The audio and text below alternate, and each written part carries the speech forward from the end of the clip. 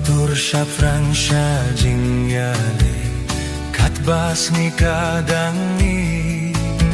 Song dong jong i nong shun ki kai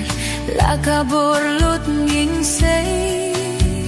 Ngi tit jing et ka long jing jo kan job lut ya per thei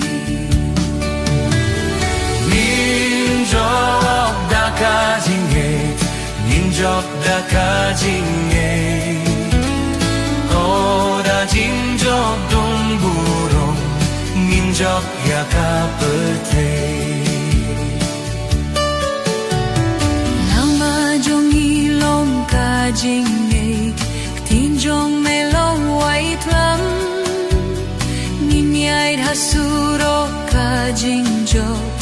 Barriu khuy per ka jam Da jing i kum ler lang thai Nye par jing wet baro Da jing i a pila jo Long stiu ya baro Ninjok da ka jing Ninjok da ka jing O da jinjok don burong Ninjok ya ka per thei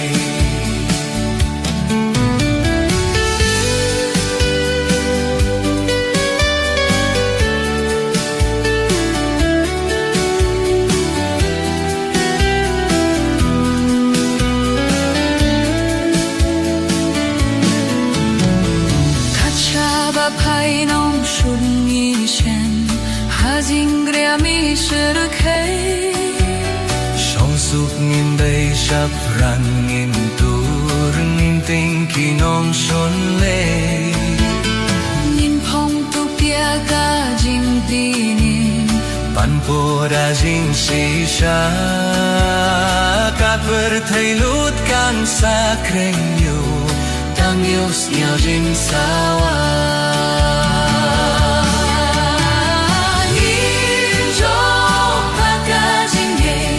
Ninjok da ka